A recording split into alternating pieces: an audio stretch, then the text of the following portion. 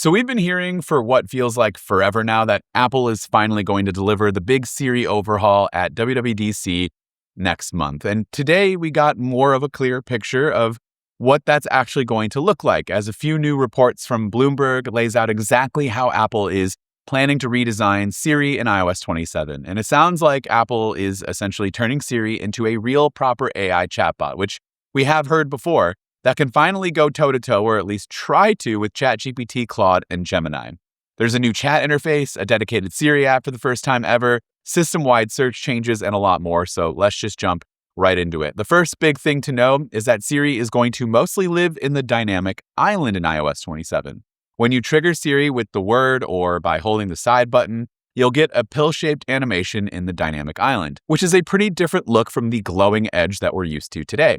And when you actually ask Siri a question or give it a task, the response is going to come up as a transparent results card.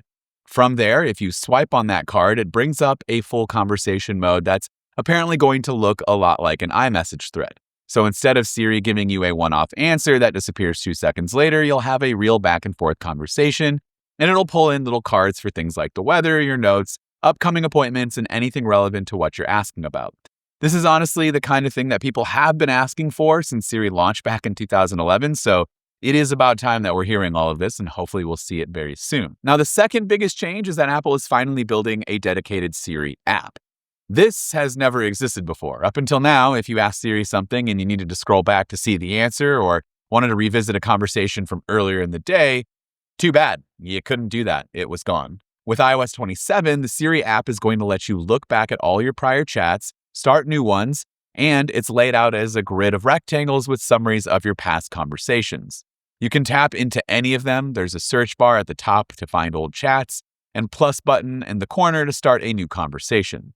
It supports uploading images and documents, and you can either type to Siri or use your voice. So basically, it's everything that you'd expect from a modern AI chatbot app. And Apple is finally giving it to us.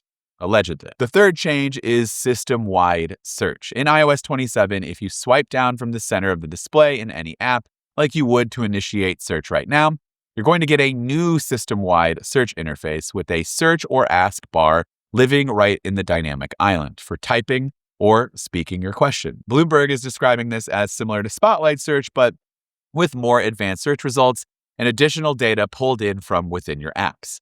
So, it's basically Spotlight, but much smarter and ties directly into the new Siri brain, obviously going to be using AI. Siri itself is going to be able to draw information from the web to answer all kinds of general questions that people might have and things that you'd fire off at, say, ChatGPT, and the responses will include bullet points, summaries, and large images, kind of formatted like a proper search result page. And here's a really interesting part. While Siri is the default for that search or ask bar, if you press on it, you actually can be able to select a different chatbot to talk to instead. So if Siri isn't quite getting it, or you're just a big ChatGPT or Gemini fan, you can do that directly from within the same interface. This actually ties into another report that we got recently, which said Apple is planning to let users choose third-party AI services as the default for Apple Intelligence features like writing tools and image playground. So Apple is really starting to open things up just beyond, the use of the ChatGPT integration that we've had in iOS 18 and beyond.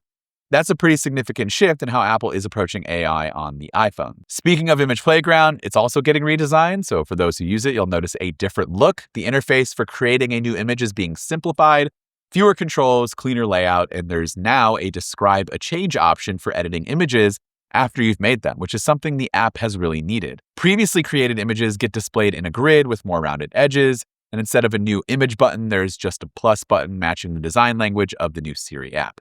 Apple has also reportedly been testing a new image generation models that produce more lifelike images, so we could be looking at a real step up in quality here too. Beyond all the Siri stuff, Bloomberg's report also mentioned that Apple is planning changes to the camera app, Photos app, Wallet, and Shortcuts, and there could be some tweaks to Liquid Glass coming as well. So iOS 27 isn't just a Siri update. There's going to be a lot more to dig into when WWDC rolls around on June 8th, but Siri will clearly be the star of the show. After years of delays, after the original promised personalized Siri that was supposed to be shipped with iOS 18 that just kept getting pushed back, and after Apple sent its Siri engineers to that AI coding bootcamp earlier this year, this finally feels like the moment that Apple delivers. Whether it actually lives up to the hype or not when it ships in the fall is another question to be answered later on, but at least on paper, this is sounding like a much more ambitious Siri redesign that we've ever seen from Apple, and it's clearly Apple's answer to the fact that Siri has been way behind for so many years. But would love to hear from you. What do you think about this new Siri that's been laid out there in reports lately? Definitely looking a lot like a more promising ChatGPT, Claude, or Gemini competitor, but let me know in the comments down below what you think. And of course, be sure to subscribe so you don't miss hands-on coverage. Whenever it drops, we'll go hands-on with the beta and show you everything that you need to know.